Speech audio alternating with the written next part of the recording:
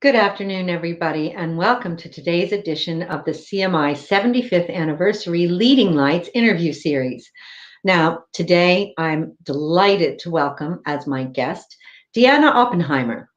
Deanna is one of the very few female board chairs of not just one, but two FTSE 100 companies. She is the chair of Hargreaves Lansdown, and she is the chair designate of IHG, the Hotels Group. And previously, she was a non-executive director on Tesco, PLC, Whitbread, AXA, and also CEO of Barclays Retail Bank. So a hugely successful career at the top of many FTSE 100 companies. And here she is. Welcome, Deanna. It's great to see you. Hey, Ann, how are you? It's great to see you. Yes. And I should mention, full disclosure, that Deanna and I, in a previous life, we were neighbors, right? We were reminiscing about that. Kind of had teenagers together, which is always an exciting thing. Yes, very exciting. So lovely to see you. So let's get started. Okay.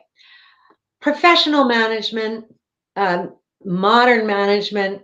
What is the role, do you think, of values, ethics, and culture in modern and professional management, and perhaps in the role of boards? And do you think that role is growing or shrinking? What have you noticed in your career?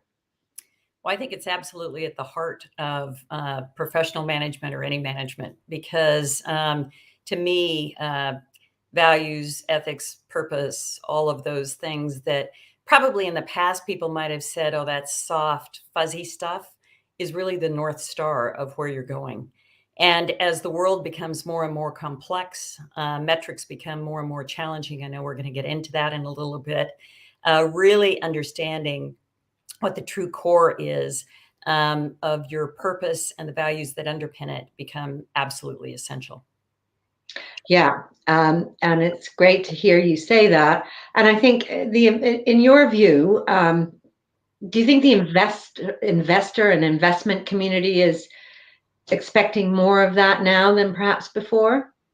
Oh, I think so. You know, I had an opportunity to participate recently on a discussion with a number of different non-executive directors about ESG. And, you know, that's one example of where people are looking to say, you know, how do you look at your longer term purpose, sustainability, and how do you pull these things together under the organization?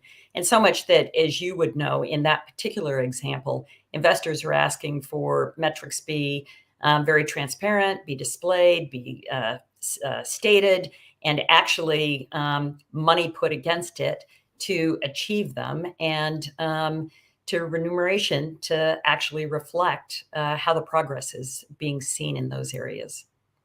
Well, that's quite encouraging. So basically, we're going to tie CEO and executive pay to some of these metrics. That's what you're getting at, and I think many of us think that would be a very good thing. But obviously, you had a long and very active and senior management career before you became a non-executive. If you reflect back at some of the challenges that you faced at the start of your management career, can you maybe share one that you think people still face today? And share your insight as to how you overcame it?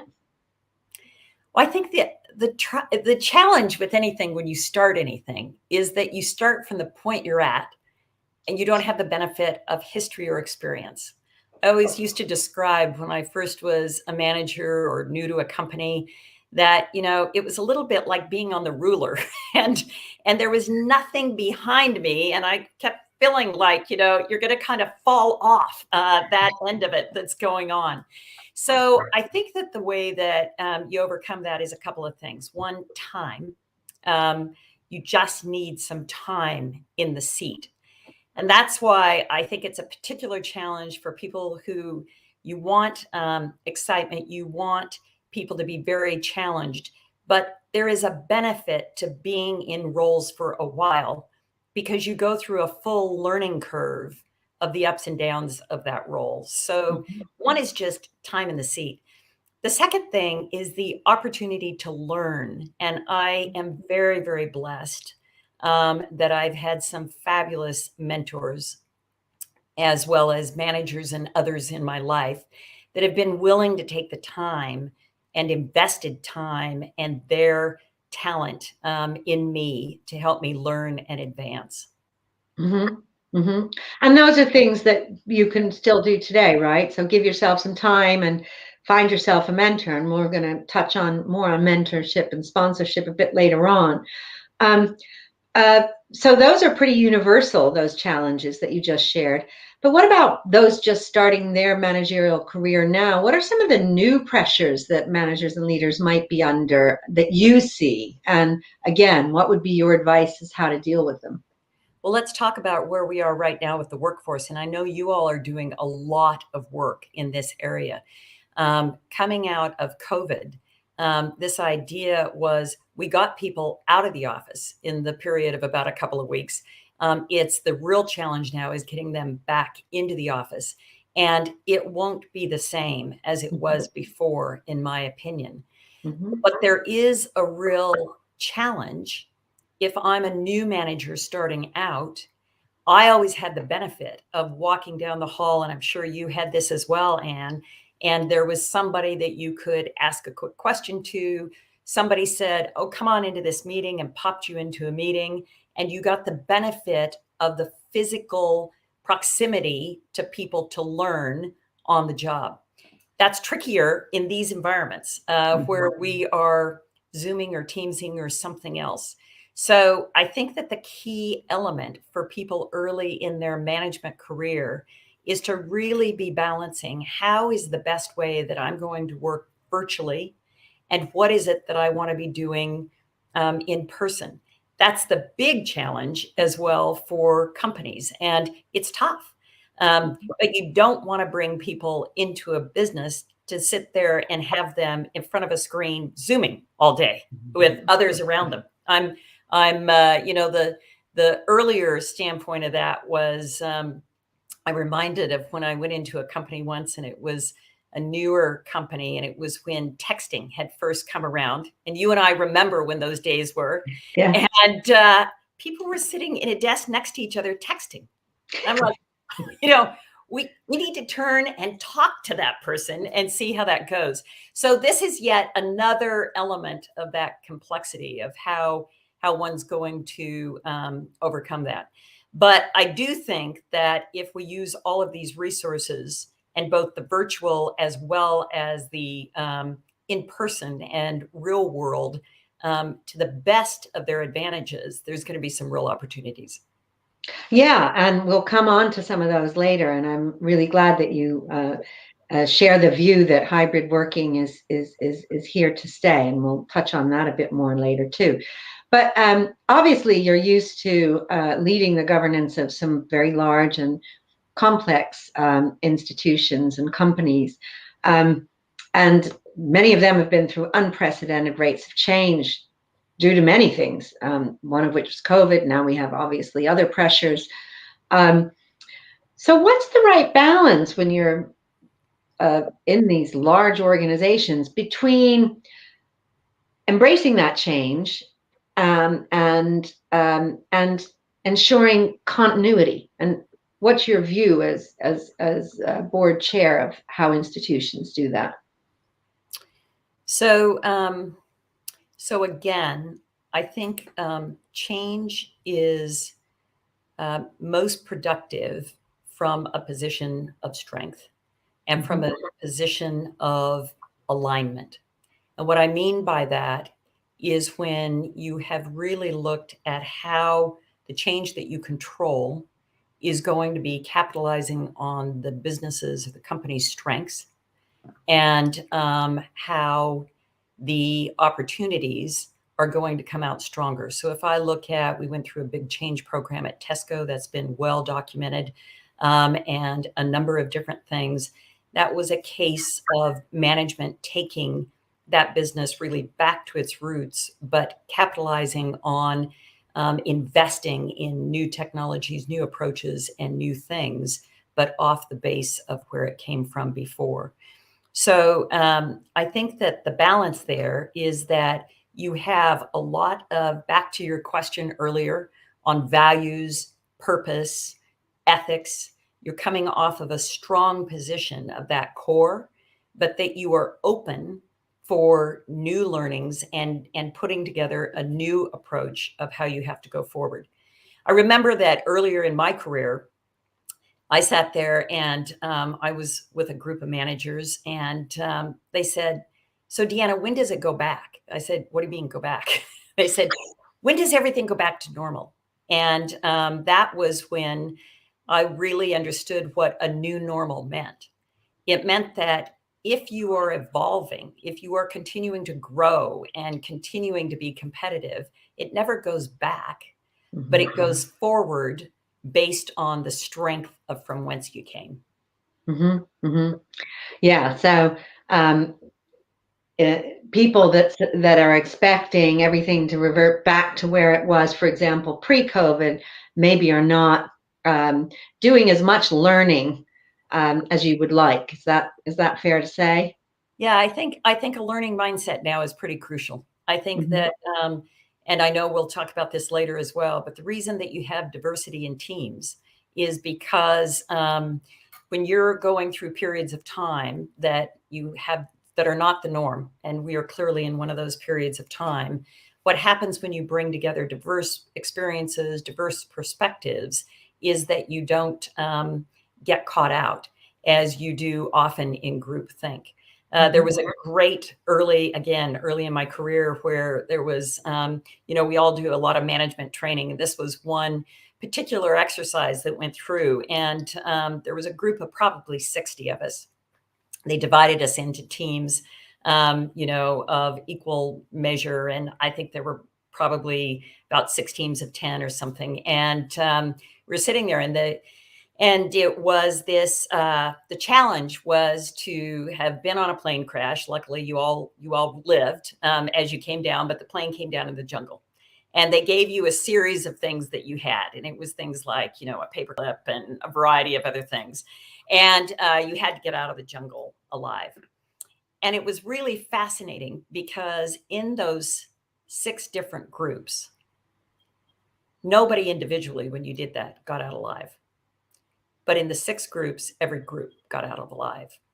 And it was this idea of bringing together the best of a team to achieve something that you're unprepared for potentially individually. But when you can harness that team to meet the challenge, it often works better than just trying to go it alone. Yeah, and I was talking to a leading management thinker the other week, Andrew Hill of the FT, and he was saying, yeah, we don't spend enough time praising teams. We're often praising individual leaders. But I'm dying to know the role of the paperclip and how in helping you escape the jungle. Who was much smarter than I did, figured out how you took the paperclip and 3 other things, and it was like a fishing pole or something that, got you so you could get food. But at any rate. Brilliant. Okay. Well, we said we would talk about diversity. You are, one of maybe, a handful, 2 hands, we can count them on, of female chairs in the FTSE. What do we do to get more and swifter progress? I mean, I know there's great progress on boards, and we can touch on that, but also in the executive ranks of organizations in terms of female leadership. Yeah. Well, one of the things that you will know, Anne, is that as part of an opportunity to give back, I, with a few other people out in Seattle, where I spend a lot of my time, we started a group called Board Ready, and it's a nonprofit. And what it does is helps to use data and analytics to advance diversity. Now, in this side, the mission is in the boardroom. And we do that through research, and we have a metric that measures diversity. We have a talent vault where people can come in who are diverse candidates. And when we're asked for recommendations, we can give those to groups. And we work with different corporations and companies in helping advance that cause. One of the things that I've been really wholeheartedly encouraged with is through the course of the last 5 or 6 years, when we've been really looking at that from that lens, as opposed to my experience before, is the ability to network through non-traditional means has really advanced. And that's one of the things the pandemic has brought us, is that through things like this, webinars and other various groups, there's just a lot of networking opportunities to be involved. The trick is, and one of our missions is, how do you join them all up? So we have 20 different partnerships that we tap into to try and help advance that. So that's terrific. So that's starting to address the boardroom. There's been good targets, particularly with the UK leading in that area, that's advanced the cause. The challenge is, you hit it. We need to have a feeder system of more women in management. And if I look at the companies that I've seen that have done that well, and where they have been focused on that diversification, is, in a way, you have to kind of have some targets. You have to have some goals. And you have to basically say, we're going to have where we're going to start off, we're going to set a target, and then we're going to measure it and measure our progress there. And then you have to take a chance on some people. And I remember when I started out in my career, way back at a bank, there was a CEO there who said, I'm not going to put one woman in management, because then it's either a real great success or a failure if it doesn't happen. But my goal, in his head, was a third. I need a third at that time of women that are coming through into management. Now, the important thing as we look at it is, you have to then look at development, at support. And it is not just all women or all men. It is, again, looking at how do we diversify in many, many different fronts: ethnicity, experience, and a variety of different ways. So it takes, one, I think, the goal. Two, it takes metrics that you know you're going to that goal. And three, then it just takes some decisions of giving a number of different people the chance to rise to that challenge. Yeah, and your point on metrics and targets is very well made. And actually, one area I'd be interested to get your view on, because we'll come on to backlash in a moment, because we've just done some research that demonstrates that unfortunately, many male managers think we're further along in this journey than we actually are. But in your view, again, from your chair perspective, do you think too many companies are still treating this as more of a compliance tick box exercise rather than the business building and growth exercise and learning exercise in terms of business strategic change that it really is?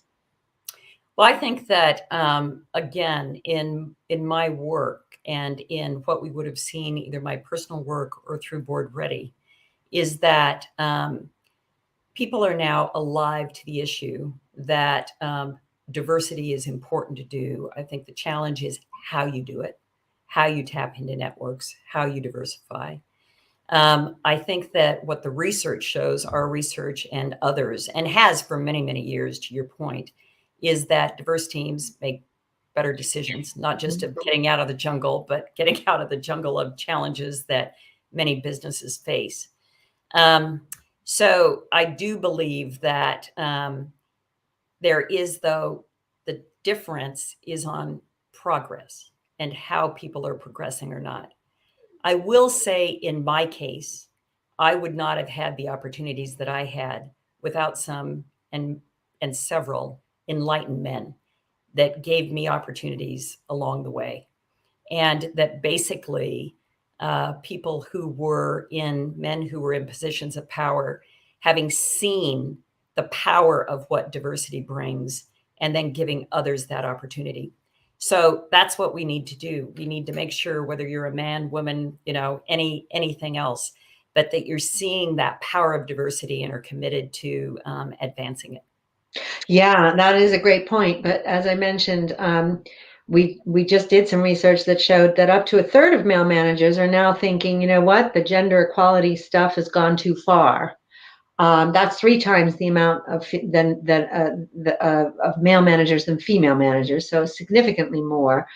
And perhaps equally disturbingly, based on our conversation, I think it was 62% of the male managers we asked said they didn't need gender balanced senior teams in order to be fit for the future.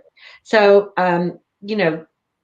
what do you say to the skeptics among us that still maybe haven't bought into some of the arguments you've been sharing about why this is important? What would you say to those managers? Well, I think that one of the things is when you look at that side of where that real disconnect and discontent is coming from. Is it coming because they believe that they won't get advancement? Is it coming because they want to hold others down to advance? And I think you really have to see what the motivations are. And as the leader of that organization, or looking at the culture overall, culturally, where is the challenge there that you need to really be addressing? Because in my view, you want the best person for the best job at the best time to be able to get the performance that you need across all fronts. So I'm interested to look at your research and to see more of where that is coming. When we go into work with various organizations, I'll often have the question posed, which is, well, can we really find women that have all these qualifications? And this is the advantage of these networks. And it's true with people of color. It's true with up and coming all genders. Age is going to be a big difference as we go through into a more technological society. Tapping into younger people coming up and advancing through is important. If you look at some of the biggest demands on boards, it's for technology talent that can come in on that side of it. And I think it's really kind of challenging people to get beyond the network that they have, which may be one that they've known a long time, and how you meet and really get to know other people. So again, it all circles back to what we talked about earlier, is why it's important to have those relationships that you build up, and really understanding, not separating by the differences, but where those differences create a stronger balance going forward, what that can do for you. Yeah, no, I think that's a really good point. And looking in new places, right? New networks for talent to dispel the myth that, oh, well, I can't find a suitable female for this role, for example. But we did touch on it is also, of course, not just about gender, but ethnicity.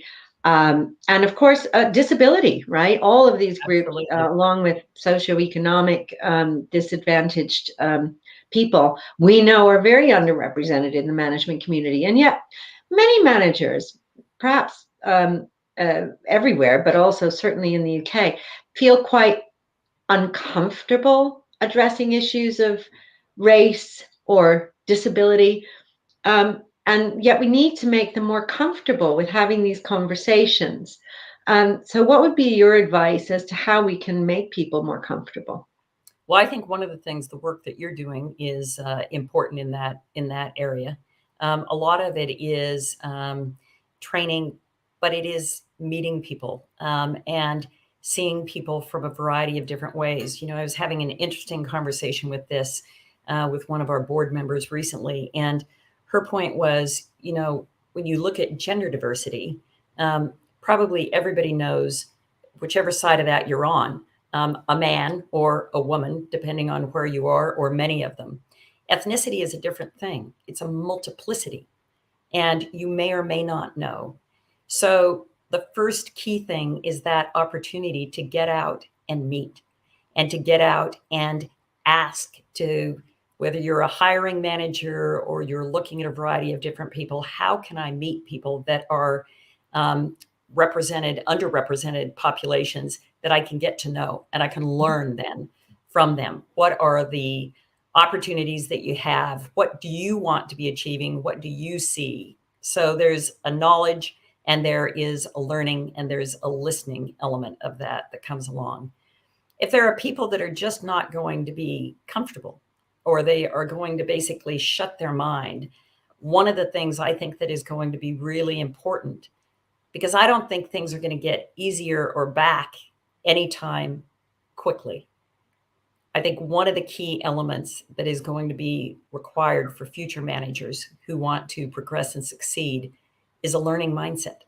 Mm-hmm. And that opportunity of curiosity, that opportunity of humility, of not being the smartest person in the room, and knowing that you need to learn from others and see others in those characteristics. And that's what I would be looking for if I were, early in my management career. One, am I doing that? Do I open myself to new opinions, new ideas, new people, new challenges, new things? And two, do I surround myself with people that are doing that? Because it's simply this idea of saying, we're just going to hunker down and forget 50% or 30% or whatever percent you want to go through the population. It's just not going to work on a go forward basis. Yeah. No, I think you're so right. Getting out and meeting people and asking questions and curiosity is a very important element of being a modern, forward-looking manager and leader, right? You can't hunker down anymore. Well, we talked earlier about setting targets, and part of our work for the 75th, we're looking at the progress or lack thereof, the gaps between management, who's doing the managing and leading in the UK, and various groups that aren't as represented in that managerial population. And, we're looking at age, ethnicity, gender, disability, and socioeconomic background. And I can tell you that when you add up the managerial gaps across all of those characteristics, it's over 2 million managers that we're missing in those to make it more representative. So to address that, do you believe that we should be measuring each of those groups in its own right on the basis that their characteristics are slightly different, their experiences are slightly different? Or do you believe that actually it should be much more holistic and just about all-inclusive cultures? And I'm not saying those are mutually exclusive, but we've heard a variety of views, and it'd be interesting to hear yours. Well, if you're asking on metrics, I think measuring anything that is tangible, that you can get the data on, never hurts. And I think in the world that we live in now, there is more of a capacity to do that. Some of the areas of underrepresented populations require disclosure from that particular individual. And I think in that element, measuring if it is not a safe environment to disclose, measuring is more of a challenge to do that.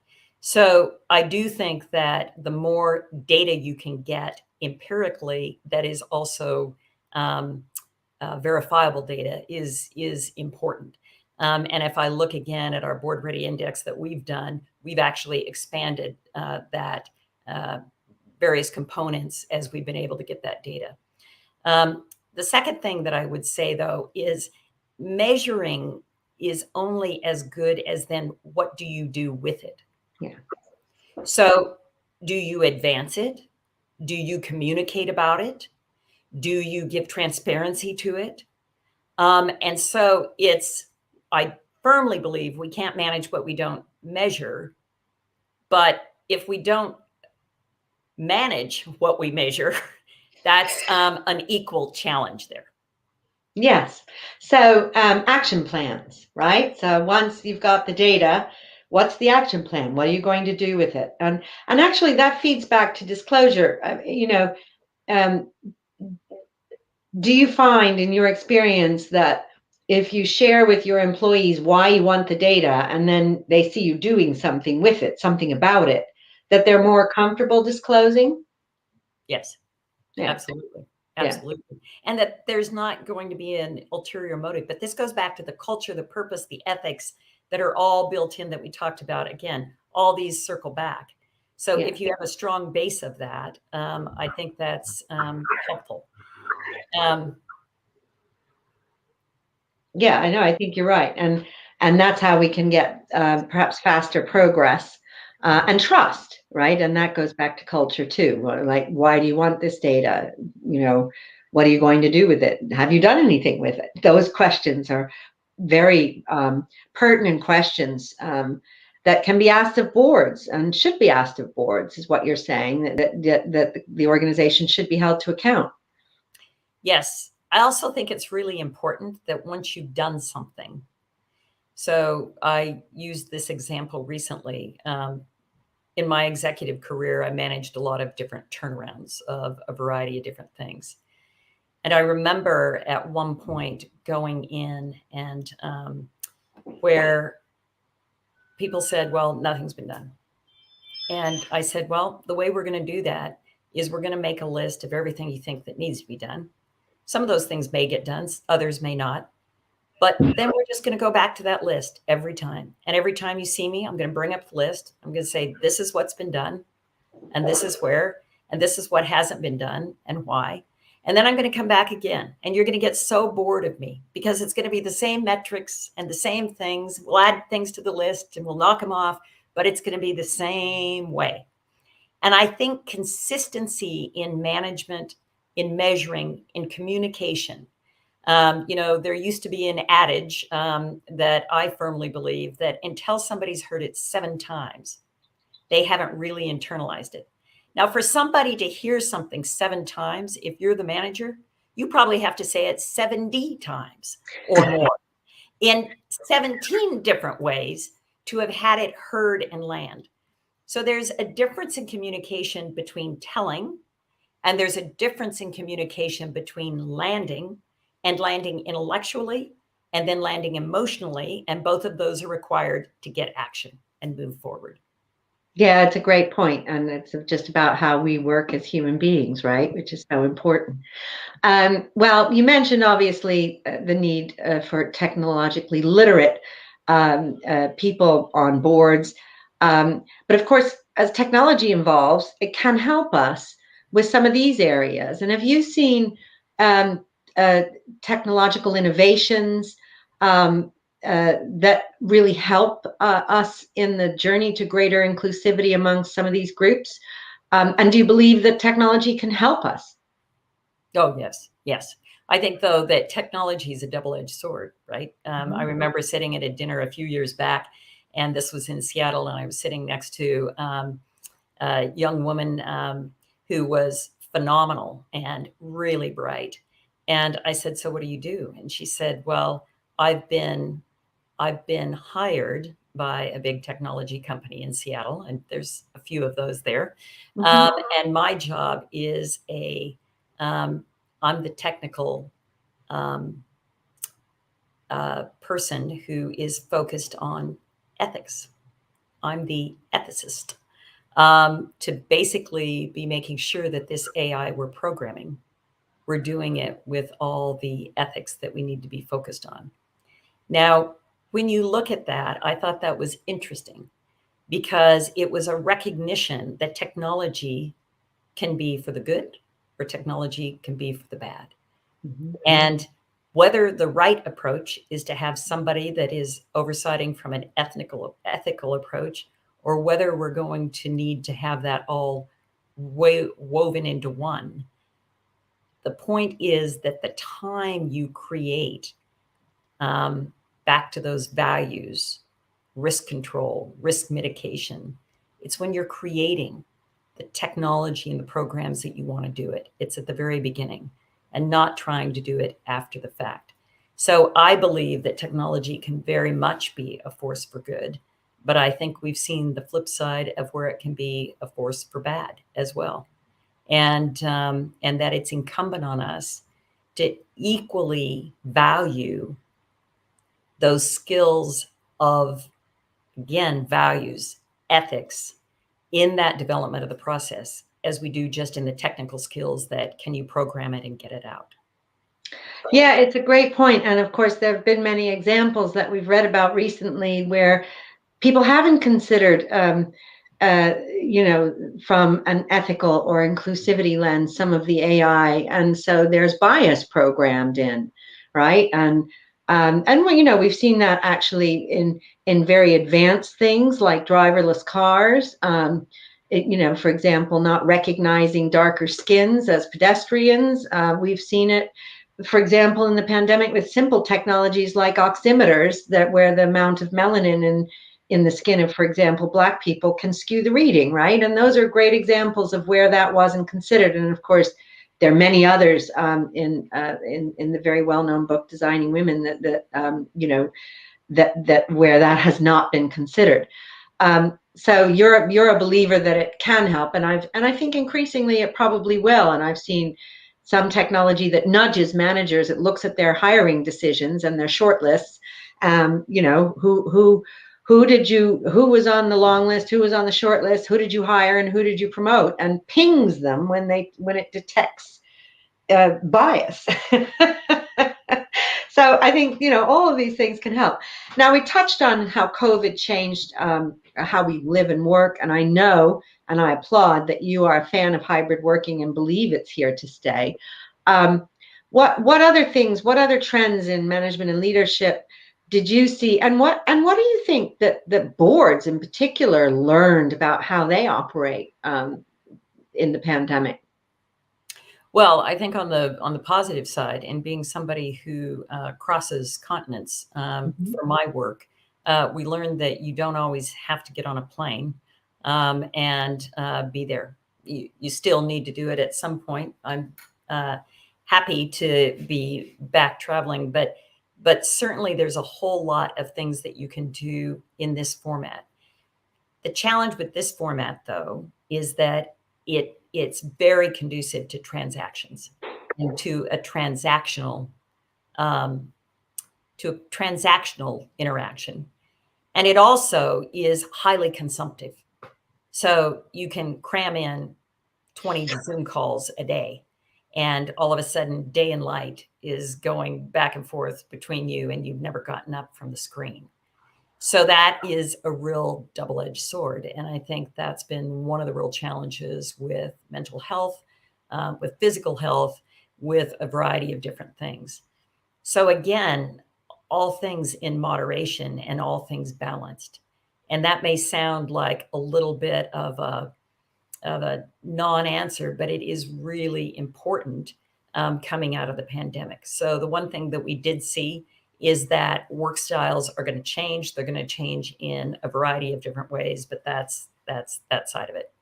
The second thing I think we saw coming out of the pandemic is life could have either been really challenging, or some people had some good things that came from life. Families that did get to lock down together and spend time together, but also families that were torn apart. And I do believe that if there's one thing we learned from coming from the pandemic, is life is pretty short. And you really need to focus on what's important every day. And that extraneous effort or wasted fighting or politics or whatever it would be is a real challenge. The third thing I think that we focused on coming through with the pandemic is that you can do things that you thought you couldn't do pretty quickly if there's a burning platform. So pretty quickly, people who were trying to figure out remote working for years did it in 2 weeks. Yeah. Pretty quickly, people who figured out, well, how are we going to get around these supply chain issues, started to do it. So again, that challenge that brings innovation is crucial. Now, how do we do that as managers when we're not in a crisis state? And I think that that is worth a lot of learning and reflection. Yeah, it's a great point. I mean, I think McKinsey's put the message out there that we saw 7 years of technological innovation in, 3 months, right? Dramatically accelerated. And you're right. We did things we didn't think we could do at some of the institutions that you run, boards that you chair. I'm sure people never would have thought that you could chair a board remotely. Oh, Yeah. but you can. Or hire new people. We did Yeah. that very effectively and did a Yeah. lot of that. Yeah. And we're so amazed the first time we saw each other at our meeting in June when we all came together. Really? You're not that tall. That's right.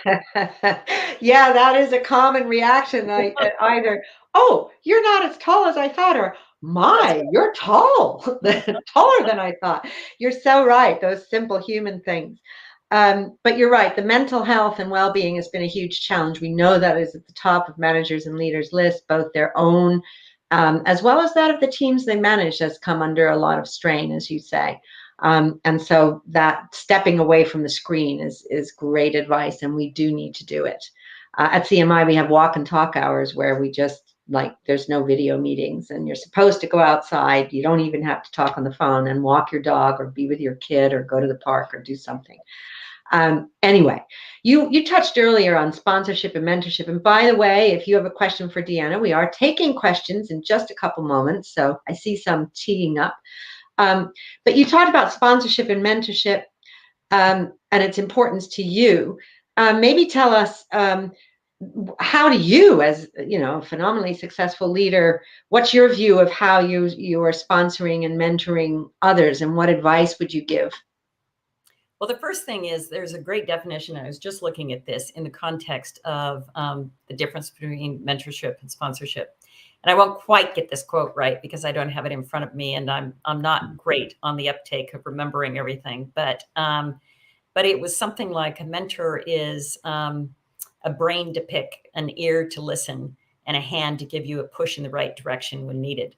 I would add in a sponsor is all of that, plus they have the opportunity to open doors and to give you different experiences that you could not give yourself, and they're willing to do that. So you may have many mentors through your life. You have a few sponsors through your life, and you should value them highly.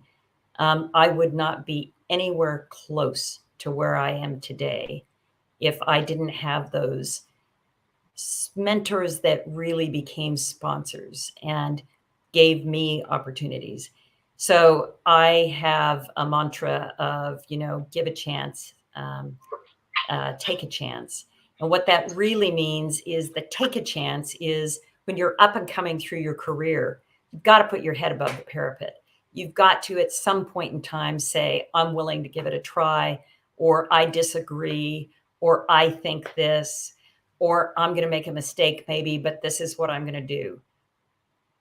The give a chance means once you are moving up, you're bringing others along, and you're able to do that through mentoring, through sponsoring, whatever. I have the privilege of getting to do that, both mentorship and sponsorship, and have throughout my career. And the great thing about it is, you get back so much more than you're giving. Mm-hmm. And it's a connection of where I've learned so much in those situations, to where I'll always have a little bit of time, no matter what I'm doing, of where I want to be working with people in an ongoing basis that I'm going to learn from, and hopefully they're going to learn from me on that. So again, I think that mentorship and sponsorship is a way to give back. And if you're not a manager that wants to do that, or you're managing people who don't do that, I would really be questioning then how strong of a manager can you be? Because I'll go back to this learning mindset. It is absolutely vital that if you're going to be successful in a variety of different walks of life and a variety of different situations, companies or corporations or whatever it is you're going to be managing, that you have to be learning every second of the day. And if we look at people in time that we admire and that we admire back, it's what we always say, well, at 95, look at the Queen, or 96. She's still learning. She's still out there engaging. She's still doing things of that side. So again, I can't speak highly enough, and I'm probably going on too long on this, but I think that mentorship and sponsorship is absolutely vital. Well, and you're right. I love that you said, and if you're not doing it as a manager, or you're managing people that aren't doing it, you have to question how good a manager or leader are you. So much of it is about this kind of mentorship, sponsorship, coaching culture. I couldn't agree more. It's a great insight. Okay, we're going to take questions, but before we do, I have a big question for you, Deanna. Yes. Which is, what would a better, fairer society look like for you? I think that it's always an interesting question, isn't it? I guess because my difference in management was always being a woman in a lot of different settings. And that's been over 40 years. And the fact we're still having this conversation is challenging, is sad, is whatever. So I think a fairer, better society is one where we're not focused on who's at the table, but what's the table doing. And that we are all having that access and that inclusivity. And I want to say a minute about inclusivity, because I think, again, this is a term that has come into its own that is really important. Mm-hmm. So one of the reasons you have role models that are different at top levels in management. I remember my first executive committee I went on was when I was 29 years old. And at that time, that was very unusual to have somebody young and female in financial services leading. And the reason that that's important is because it makes others, and it wasn't just young women, it was people who were not reflected in that group at the top, feel that they could be included. And so this idea of inclusivity, it's about how do you make everybody at the table feel that they're at the table and included, while getting more people to the table. But that inclusivity is crucial, because once you get them there, you don't want them to look around and say, this is not where I should be. Yeah, no, it's a great point. And back to the representation in management I touched on earlier, that 2 million gap in equal or equitable representation across the various groups. Just putting them into management won't make a difference unless they're included, right? Unless they have, they feel they belong at that table and can actively contribute and learn, right? And others can learn from them. Well, great comment. That's a big role of the modern manager, right? Yeah. Inclusivity is one of the jobs of the modern chair, the modern manager. It is not just putting forth your view, but it's how are you bringing out the best in all those views that are represented at your table. That's a great insight, and what a wonderful insight as a chair, and to have that be your definition of effective chairing. I think that's fabulous, and I'm sure many of us will take that to heart. But let's ask some questions. Our first question is coming from Ruth, and she says, how do you ensure businesses adopt inclusive processes at later stages of recruitment? Even when a diverse range of applications are received by a business for board roles, it's interesting to see how similar the final shortlist candidates tend to be, often in the absence of anyone from an underrepresented group.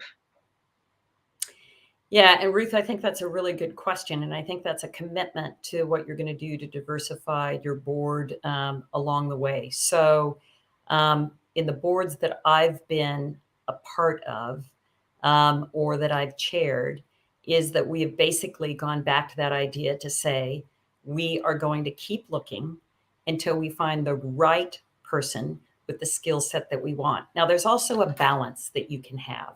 So a balance is, if there is somebody, so let me use an example. Hargreaves Lansdown, one of the first people that I recruited in was a technologist.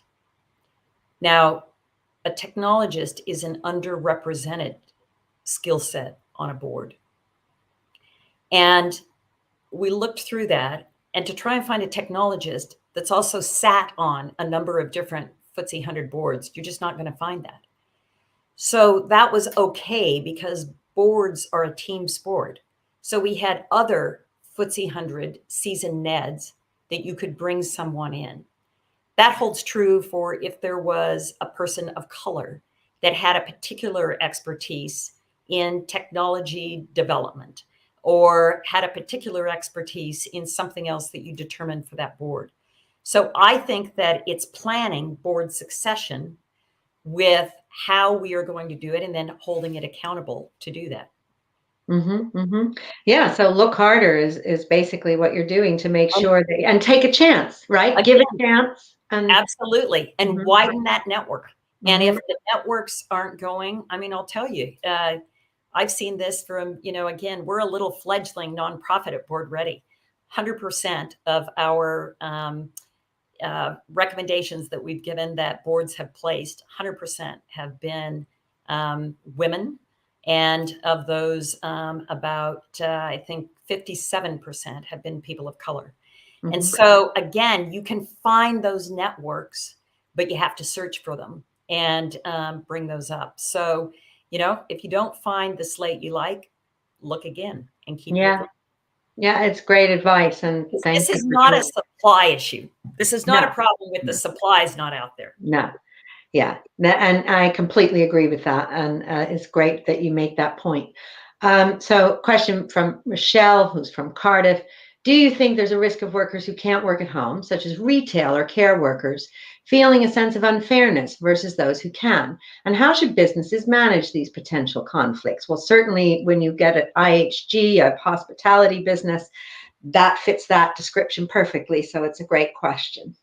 Absolutely. So I think there's some innovative things going on in businesses right now that are addressing that. I think one is that you have to recognize that there are people that is their job, and their job is to go into those settings. So there needs to be a balance in the organization of people that can work from home and are supporting those people. Are we giving them all the support that they need? The second thing is, there's some things that are pretty simple. There's a company that I was talking to that is focused on basically saying, maybe there's a certain hours a month that those people get off to go spend time with their kids, or to go do volunteering, or to do something care of a parent, or whatever it is that's paid time for them to leave the front lines. The third thing is, that goes a long ways in those companies, is to the same token, maybe there's a day a month where everybody who gets to work from home comes and works in their setting, and not their job, but a housekeeper is a pretty tough job, I've got to tell you. And are you there helping and going through that with with them in that side, so that there's this idea of going back and forth. I think that there's going to be a number of different issues in living wage, in what we do on compensation, and what we do on how we recruit various people to come in, again, from networks that are not always where we might have tapped from in the past. But I think that it's like anything else. You need to understand what they want, what would make that job more interesting for them. And then maybe you can't do all of it, but can you do a few of those things? Yeah, and you're right. Flexible working or fitting work around life. We can do that for people on the front line too, if it's planned, right? But just as you said, giving them those hours off to do whatever it is they need to do with their personal lives. And it's a simple but effective insight. So another question here from Catherine. How would you handle a working environment that demonstrates resistance to equality? And I'm assuming, Catherine, that you're in that working environment. Probably, yeah. Yeah, I'm going to assume that. So I think that this is a challenge, right? Because this is a challenge of culture and values alignment. So if you are in an organization where the first role of defense is to basically speak up, this is not aligning with what I think is good for the client or good for the colleague or good for whatever, and here's why. And I think giving solutions, here are some things that I would recommend that we do. That's not heard by your manager. Is there a way to go to their manager, to HR, to a variety of different things, and other avenues? And I think that makes a difference. I think it also makes a difference, back to my point, it's not one time, it's 7 times, being very consistent with that message as to here's why, and here's what we can do. And can you do things in your area that start to demonstrate how that could be rolled out across the company and it would be better? So I think there are a number of things that people can do that are constructive and are great, rather than sitting around the water cooler as we all do and just complaining about it, and stepping up. And individuals make a big difference. There may come a time in some situations where you've done all that, and then you have to make the assessment. This is my life. Is life too short? Is this a place I want to be or don't want to be? And in a world we live in now, there's a lot more opportunities than there have been in the past. But I do think the first move is really getting creative and constructive on what you can do to communicate solutions as you see them and demonstrate them in the area that you might have the ability to manage. Yeah, no, it's very important. And I agree with a lot of what you said. And you do, as you said earlier, have to put your head above the parapet, right? And say something and try and change it. Okay, so this is from Felicia. How do you go about finding mentors successfully, especially when there's no one in your network in that field? And how do you initiate conversation with someone you may seek to be mentored by without coming across as just wanting to take from them? Yeah, so that's a really good question, because I think it's a mutual attraction that has to happen. Somebody sat there and they said, well, how do I find mentors? Well, it's not like you go to the grocery store down the mentor aisle and say, I'd like to find somebody here. So I think the first thing is there's a lot of networking events. London is probably one of the best networked places to be able to get out and to do things. So that's important. I think if you've seen somebody where you have the opportunity to write to them, I saw a profile, I saw a piece you did, I saw something else, and say, I really admire this. And what I admire about what you said is this, and this is what I've done. And then, and this is my shared mutual interest. Sometimes that works for looking at it. But I think that, again, mentoring comes as much from people who work for you or with you than people at the top of the organization. You know, sponsorship happens more up at that area, but you can learn from somebody a lot. And it's sitting back and saying, what are the skill sets there that I want to see? And if that individual that has those skill sets says, you know, I just can't, I'm sorry, whatever, could you recommend somebody? Could you introduce me to somebody? Could you help broaden my network? You know, you meet the most interesting people. I remember I got a job once from, you know, talking to my dentist who said, I know somebody over here who does something. So again, it's back to that communication, that really focused communication of what you're looking for. Yeah, that's a great answer. And finally, because we're out of time, but a follow-up question, because you said it was so important. So Deanna, tell us, how do you keep your curiosity alive?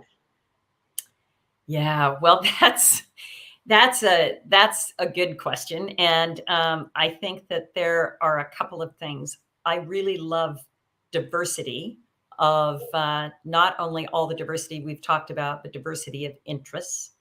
I try and have as many or more younger friends than I have older friends. And I like, or friends in my contemporary age, which I guess that is by definition now an older friend. And I have a phenomenal set of great friends, families, and colleagues that challenge me, and I like to learn from. I'd like to read more than what I do. I read a lot of board materials, and I'm trying to be better at reading broader literature that's beyond that. And podcasts. I'm a big fan of podcasts. So that's kind of how I keep it going, and try and lead with questions more than statements. My mom always used to say, you have 2 ears and 1 mouth for a reason. Well, that's a great list and a great place to end this. Thank you so much, Deanna, for being so generous with your time. Again, huge congratulations on chairing not 1, but 2 FTSE 100 boards. Later this year, you'll take on IHG and your volunteer work with Board Ready. And thank you for joining us. And if you've enjoyed listening to this conversation and you're not a member of the CMI, please consider joining us. You can find out more about how to do so in the chat. Thanks and take care. Thanks, Ann.